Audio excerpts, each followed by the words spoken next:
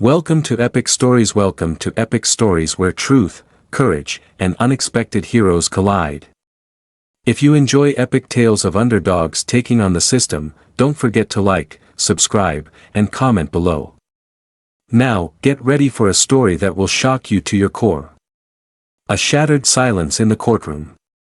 In New Avalon, a city where modern skyscrapers and neon lights blend with the pulse of a restless urban life, a courtroom drama was unfolding. In a marble-floored courthouse buzzing with anticipation, every eye was on a timid young man at the defense table. His quiet resolve was about to challenge a deeply corrupt system. Ethan Reed, a reserved high school senior with a passion for law, had spent countless nights poring over legal texts in the public library. While his peers enjoyed weekend parties, Ethan immersed himself in case files and legal briefs. Tonight, however, his academic dedication was about to clash with the harsh realities of justice. Judge Harrison Cole, a stern figure with decades of experience, looked down on Ethan with a mix of condescension and skepticism. Leaning back in his high-backed chair, the judge sneered, "You really think you can represent yourself in a matter this serious? This isn't a debate club, young man, this is a court of law." Laughter erupted among local reporters and onlookers. Ethan's hands trembled, but in that moment of humiliation, his determination only grew stronger. Taking a steady breath, Ethan replied, "With all due respect, Your Honor, the law belongs to every citizen, not just the affluent. I stand here not out of bravado but out of a duty to defend justice for my friend." For a heartbeat, the room fell silent. The judge's smirk wavered as Ethan's measured tone filled the space with conviction. The unlikely defender and a desperate plea. Just 2 weeks earlier, Ethan's life was defined by quiet routines and an insatiable curiosity for the law. Unlike his outgoing peers, he found solace in legal volumes rather than social media. But everything changed when his best friend, Liam Fletcher, was falsely accused of robbing a popular electronics store downtown. With flimsy evidence against him and the store owner Mr. Barlow using his influential connections, Liam's family couldn't afford proper legal help. Witnessing his friend's life crumble under an unjust system, Ethan's resolve transformed into a burning need for action. Late one night, Ethan overheard Liam's parents express their desperation. "I don't know what to do," whispered Liam's mother. "If we get a court-appointed lawyer, they won't fight for him like someone truly invested." The next day, armed with a folder of research, Ethan approached the Fletchers. "I know I'm just a kid," he admitted, "but I've studied the law. Let me defend Liam, not to be a lawyer, but to prove that justice isn't reserved for the privileged." Liam's father was skeptical. "This isn't how it works. You can't just walk into a courtroom acting like a legal eagle." Ethan's conviction did not waver. "The law allows self-representation. Trust me, I've been researching for years, and I can prove Liam's innocence." After a tense pause, Liam's eyes filled with a mixture of hope and fear. "Are you sure about this?" he asked quietly. "I'm sure," Ethan replied firmly. "We have nothing to lose." For the next 2 weeks, Ethan devoted every free moment to the case. He reviewed legal texts, analyzed security footage, and interviewed key witnesses. Despite his natural shyness, he grew into a determined advocate. Yet, on the eve of the trial, doubts crept in. What if I fail? What if I embarrass myself? He wondered, haunted by the memory of Judge Cole's scornful laughter. Still, he pressed on, determined to rescue Liam from an unjust fate. The battle in the courtroom. On the morning of the trial, the sky was overcast. Dressed in his best hand-me-down suit, a slightly wrinkled shirt and a loosely tied tie, Ethan stepped into the courthouse, feeling the weight of the moment. Approaching the defense table, his nerves were palpable as Judge Cole's cold gaze met his. "Proceed, Mr. Reed," the judge sneered. "Let's see if you know what you're doing." Ethan's heart pounded, yet he spoke with clear, unwavering confidence. "Your Honor, every defendant is innocent until proven guilty. I will show that my client, Liam Fletcher, was nowhere near the scene of the robbery. The courtroom murmured with incredulity. The prosecution's case rested on shaky grounds of blurry security video, inconsistent eyewitness testimony, and a silver wristwatch that mysteriously appeared after the initial investigation. As Ethan dismantled the prosecution's evidence, his arguments resonated with the jury. He pointed to the security footage. This video comes from an outdated camera. The figure in the hoodie cannot be definitively identified. A hoodie is hardly proof of guilt. The jury began murmuring in agreement.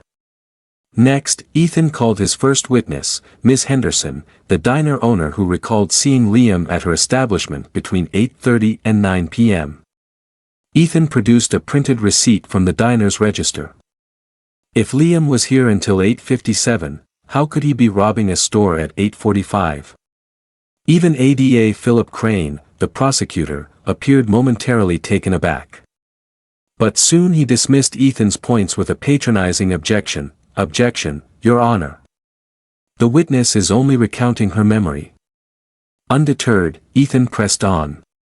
He called Officer Logan, who stated he responded to a break-in at around 9:05 p.m. and noted a young man in a hoodie fleeing the scene based solely on Mr. Barlow's claim. "Officer Logan, did you see Liam?" Ethan asked sharply. "No," replied the officer. "I based my statement on Mr. Barlow's identification."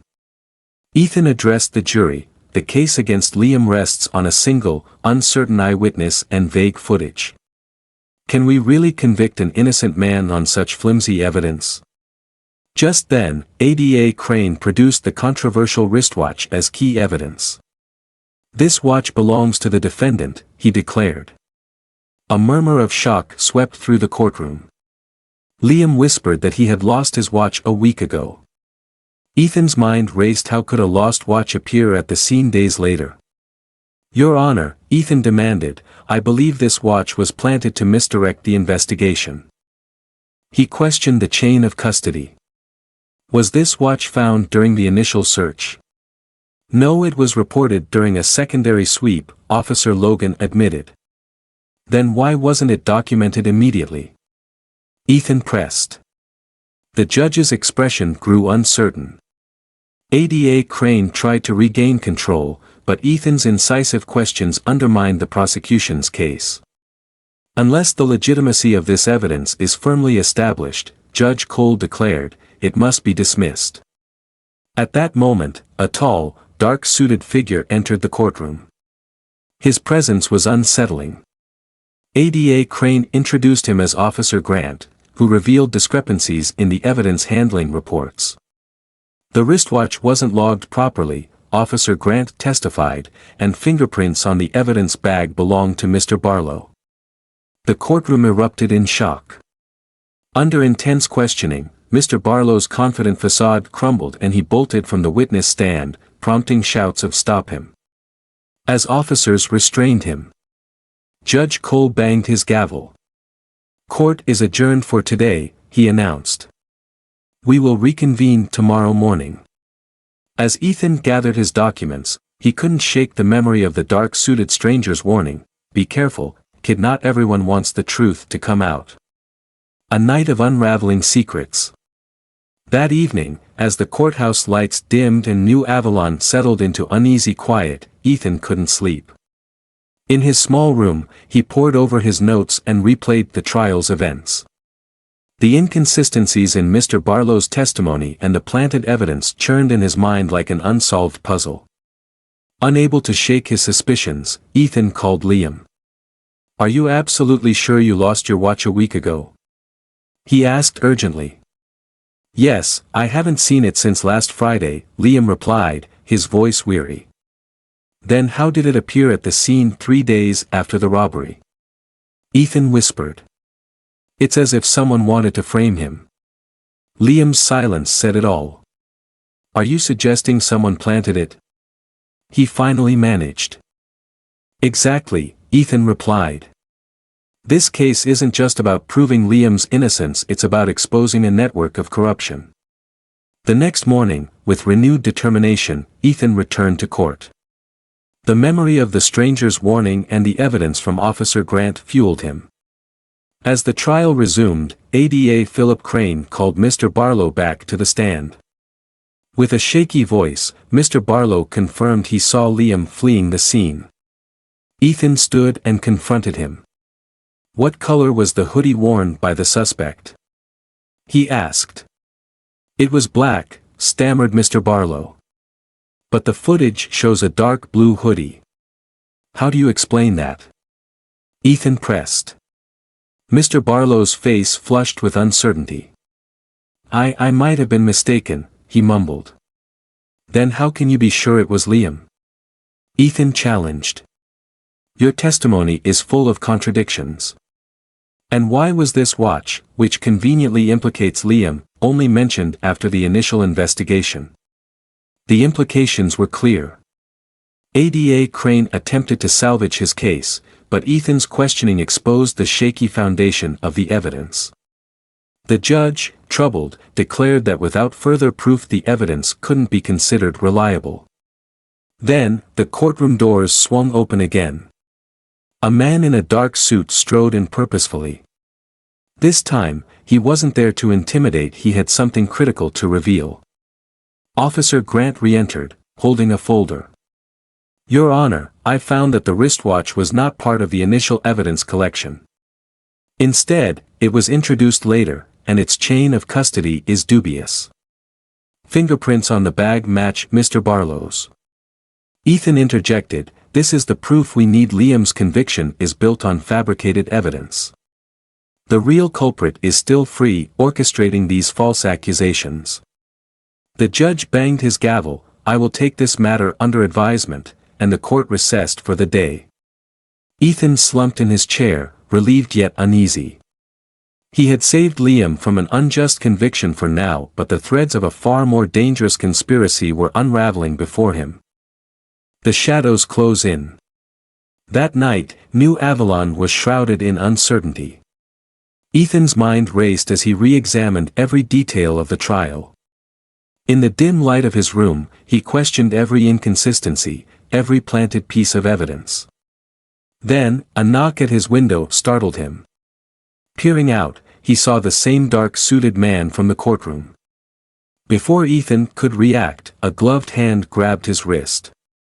The stranger's voice was low and controlled, Kid, you need to come with me. I'm Marcus Blackwood, with Criminal Investigations. You're in grave danger. Ethan's voice trembled, what danger? You've stirred up forces that want to silence the truth. Someone is behind these false accusations and they won't hesitate to act. I'm here to help, but you must trust me. Before Ethan could protest further, his phone buzzed. Liam's urgent, trembling voice came through, Ethan, something's wrong. I hear voices, are they coming for us? Panic surged through Ethan. We need to get you somewhere safe, Marcus ordered. Pack your essentials. Do not tell anyone where you're going. Hastily, Ethan gathered his notes, his laptop, and his phone. The safety of his room now felt like a trap, and every minute increased the looming threat. On the run, a race against time. At dawn, with grim determination, Ethan left his home. He met Ryder, a rugged, streetwise young man in a quiet alley behind an abandoned building.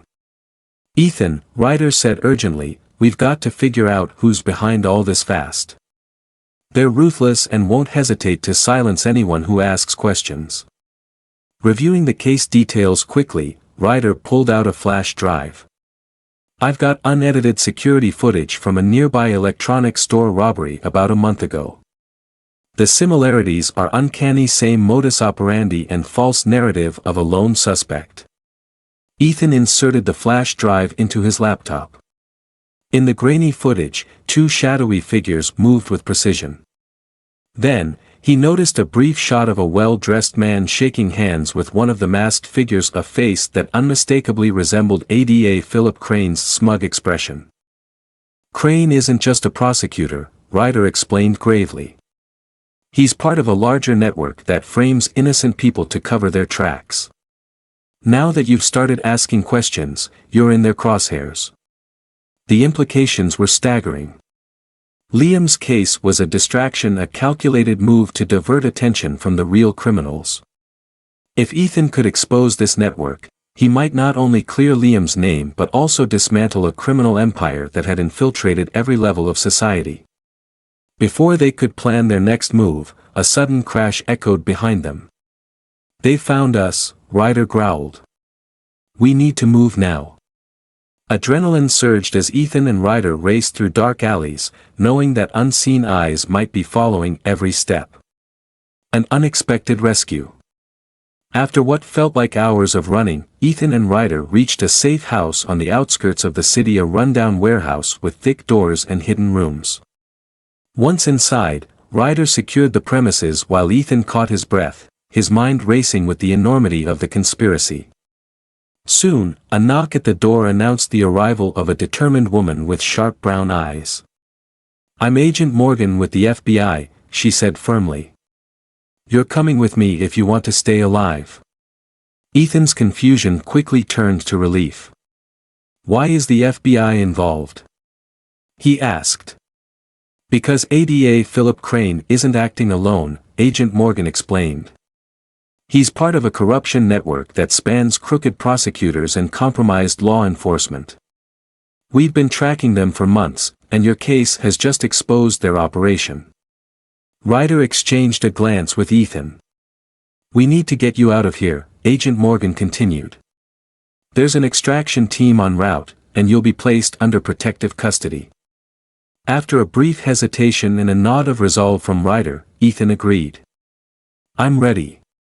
I won't let them silence the truth." Agent Morgan led Ethan into an unmarked black sedan. As the vehicle sped through rain-slicked streets, Ethan's thoughts churned with questions. Who was behind this sprawling network? How deep did their influence go? The corrupt nexus unveiled. After a tense ride filled with whispered discussions, the sedan pulled into an underground parking garage. Inside a sparse office with flickering lights, Agent Morgan activated a large screen displaying multiple streams of security footage and encrypted communications. "Sit down," she instructed. "Let's review what we've uncovered." Ethan listened intently as she explained that Liam had been framed as a scapegoat, a distraction from high-profile robberies and false accusations. Mr. Barlow, the electronics store owner, wasn't acting on his own, she revealed. He was following orders from someone higher up, orchestrating these crimes from the shadows.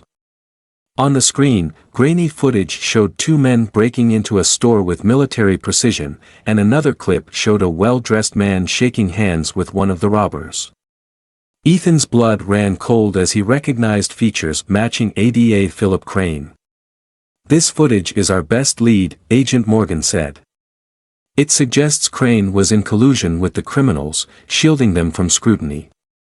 But we need more money transfers, recorded conversations to tie him directly to the operation." Ethan's mind raced. "If we prove it, not only will Liam be exonerated, but we'll expose a network of corruption that's been running rampant." Agent Morgan's expression hardened. "Exactly. But we must act swiftly. If they realize we're closing in, they won't hesitate to eliminate anyone who knows too much." Just then, a voice over the radio announced a breach on the west side. "Attention, breach on the west side. 2 armed suspects have been spotted." Agent Morgan sprang into action, grabbing her gun. "We're moving out," she commanded, ushering Ethan toward a side exit. Outside, sirens and breaking glass confirmed that the safe house was under attack. A desperate escape. In a chaotic flurry, Agent Morgan, Ethan, and Ryder raced down a narrow corridor as bullets ricocheted and explosions rattled the building.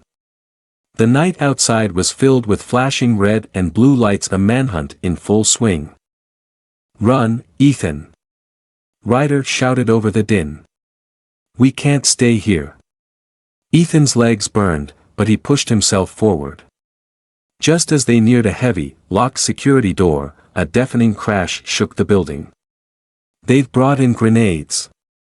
We're running out of time," Ryder yelled. Agent Morgan quickly tapped her radio. Immediate backup needed at our location. Extraction point set up, get here now. With no time to spare, the trio burst into a stairwell, descending through narrow, claustrophobic steps as explosions echoed behind them. Finally, they emerged into an alley lit by emergency lights. A sleek black SUV waited, but moments later a black sedan pulled up alongside, revealing Ryder with a determined scowl. "Get in, now!" he barked. As they sped through deserted streets, Ethan's mind was a whirlwind of fear, adrenaline, and a burning desire for justice. Overhead, the city blurred into streaks of light, but inside the vehicle every second pulsed with significance. Who was that man in the dark suit at the trial? Ethan asked, voice trembling. "The one who warned me, be careful, kid. Not everyone wants the truth to come out." Ryder's jaw tightened. "That's only the beginning, Ethan. There are forces at work here beyond our understanding. You've exposed part of their operation, and now they see you as a threat. We must be ready for what comes next." Agent Morgan added, "Your courage is commendable, but this isn't over. The network behind these false accusations is vast and dangerous. They'll come after you and anyone connected to you if we don't act fast." Ethan swallowed hard. "Then we need to strike back. We can't let them silence the truth. Not now, not ever." Into the lion's den. That following night, under the cover of darkness, Ethan, Agent Morgan, and Ryder set out on a daring mission. Their target was a seemingly abandoned warehouse on the outskirts of New Avalon, a suspected nerve center for laundering stolen goods and orchestrating robberies. They approached the warehouse cautiously. The building, though imposing, revealed fewer ominous details than before, a functional structure hiding criminal secrets. Ryder quickly picked a side door lock, and the trio slipped inside. Within, the warehouse was a maze of stacked crates, discarded equipment, and scattered electronics. Agent Morgan quickly scanned the area. "This is where they plan their operations," she murmured. They gathered documents, photographs, and digital records. Every piece of evidence pointed to one name, Philip Crane, the corrupt ADA determined to frame Liam. The files detailed money transfers, secret meetings, and orchestrated crimes, a smoking gun that could expose the entire network. Suddenly, a voice cut through the silence. "You really should have stayed out of this, kid." Ethan froze as Philip Crane emerged from the shadows, flanked by 4 armed men. "You thought you could play detective and expose me?" Crane sneered. "You've made a grave mistake." Ryder stepped forward, defiant. "We have what we need to take you down, Crane. Your days of framing innocent people are over." Crane laughed mockingly. "Evidence won't stop me. I control the judges, the cops, I own this city, and I own you all." In a heartbeat, one of Crane's men fired a shot. Crane staggered and fell. Ryder retrieved his weapon, his expression grim but triumphant. "Run!" Agent Morgan shouted. "Get out of here!" In the ensuing chaos, bullets rang out and the trio dashed for the exit. They navigated the corridors, hearts pounding as the warehouse erupted in turmoil. Outside, sirens confirmed the police were closing in, but Ethan knew the real battle was just beginning. They had gathered critical evidence, yet the network's reach extended far beyond this building. A new resolve amid the ruins. In the aftermath, New Avalon buzzed with news of the dramatic bust at the warehouse. Headlines spoke of ADA Philip Crane's downfall, Liam Fletcher's exoneration, and Mr. Barlow's arrest for tampering with evidence. The public celebrated a monumental victory for justice. Yet, for Ethan, the triumph was bittersweet. In the quiet of an FBI-provided vehicle, he couldn't shake the memory of Crane's sneer or Marcus Blackwood's warning. The sacrifices made weighed heavily on him. Agent Morgan's voice broke his thoughts. "Ethan, you've uncovered only a fraction of a much larger conspiracy. The evidence from tonight is just the beginning. Crane was one piece of the puzzle. The network of corruption runs deep. Ethan met her gaze. I never intended to be part of something this big. I just wanted to save my friend. Now it feels like I've opened a door I can't close. Agent Morgan offered a steady smile. The pursuit of truth comes at a cost. Your courage has set in motion events that will bring these criminals down. And remember, you're not alone. Ethan vowed softly, I won't back down. Not now, not ever. Unraveling the threads of deceit. In the days that followed, Ethan worked closely with Agent Morgan and Ryder. They combed through a mountain of evidence that revealed a web of interconnected robberies, false accusations, and planted evidence meticulously designed to protect corrupt interests. Every new document, every intercepted message, deepened the picture of a system riddled with deceit. Ethan spent long hours in an improvised FBI command center, piecing together how Liam was framed. Each detail confirmed what he had feared. The network's influence reached deep into institutions meant to protect the public. One evening, while reviewing encrypted emails detailing money transfers and secret meetings, Ryder pointed out a file. This email outlines a meeting at a private club in the city. This could be our chance to catch them red-handed. Ethan's pulse quickened. If we record that meeting and capture undeniable proof of their collusion, we could bring the entire network down. Agent Morgan nodded. We have a plan. Tonight, we'll infiltrate the club, secure the recordings, and gather the evidence we need. But we must be cautious. They won't hesitate to protect their secrets. Determined, the trio set the plan into motion. Disguised and equipped with hidden cameras, they slipped into the luxurious private club, a stark contrast to the grim reality outside. In the midst of opulence and hushed conversations, they navigated the corridors, searching for the meeting room where the conspirators were set to gather. After what felt like an eternity, Ethan found the door to a private suite. Nodding discreetly to Agent Morgan, he pressed his ear to the door. Voices inside discussed logistics, exchanged coded phrases, and casually joked about how easily the system could be manipulated. Ethan recorded every word, knowing this evidence was key to dismantling the corruption. As the meeting continued, the conspirators repeatedly mentioned ensuring Crane's silence and making sure the evidence disappears. Ethan's blood ran cold. This wasn't merely about framing an innocent man, it was about protecting powerful interests at any cost. Suddenly, a loud clatter outside disrupted the meeting. The conspirators' voices rose in alarm as chaos erupted. Abort the mission. Agent Morgan's voice crackled in his earpiece. Get out now. Ethan fled, clutching the recording device tightly.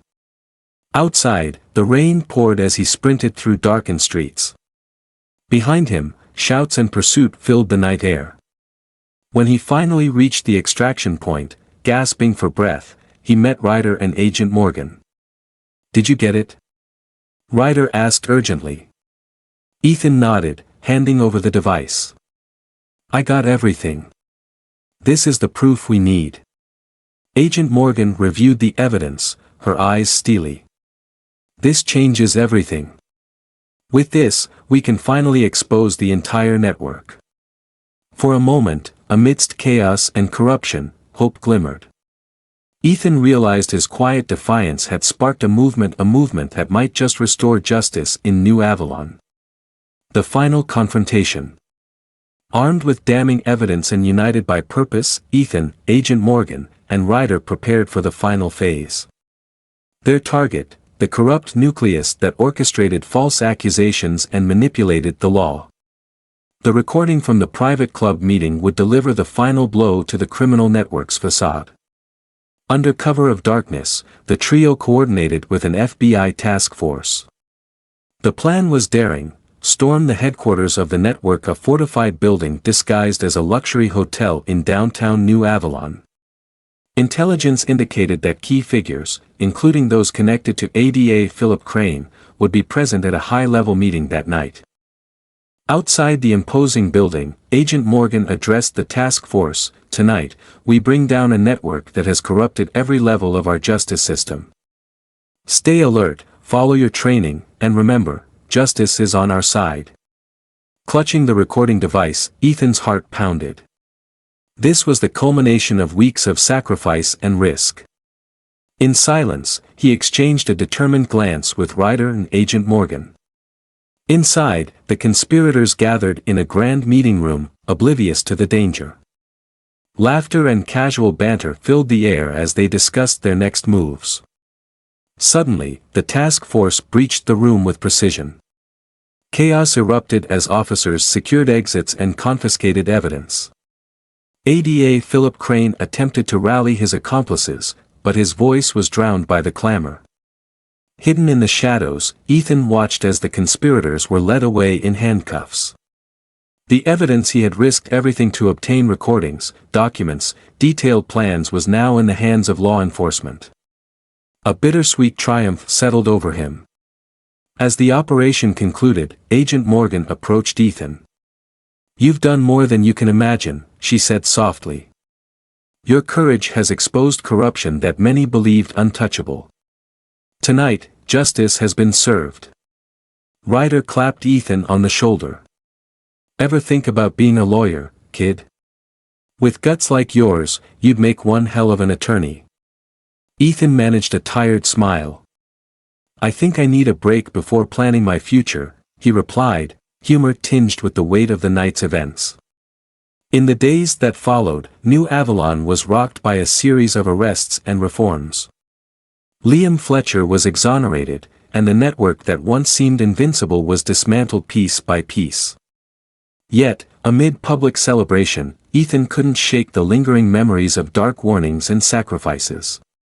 The battle for truth, he realized, was an endless journey. Epilogue: A New Dawn. Months later, as the sun rose over a transformed New Avalon, Ethan stood before a modest crowd at a local community center. His testimony and the overwhelming evidence gathered during the investigation had sparked a nationwide conversation about accountability and transparent justice. "I never imagined that standing up for my best friend would lead me down a path of danger and uncertainty," Ethan recounted, his voice firm and resolute. "But when truth is at stake, we must never back down. We owe it to ourselves, our friends, and every citizen who believes in justice." The audience listened intently. As he concluded, he added, "If you ever face impossible odds, remember, one voice can ignite a revolution. Stand up. Speak out. And never, ever compromise your integrity." That day, as New Avalon celebrated a victory over corruption, Ethan found solace in knowing his actions had saved an innocent life and paved the way for a brighter future. His journey became a lasting legend, a beacon of courage for those daring to challenge injustice. Thank you for joining us on Epic Stories. If this tale of courage, deception, and triumph moved you, please like, subscribe, and leave a comment sharing your thoughts. Stay tuned for more stories that reveal the extraordinary in the midst of the ordinary.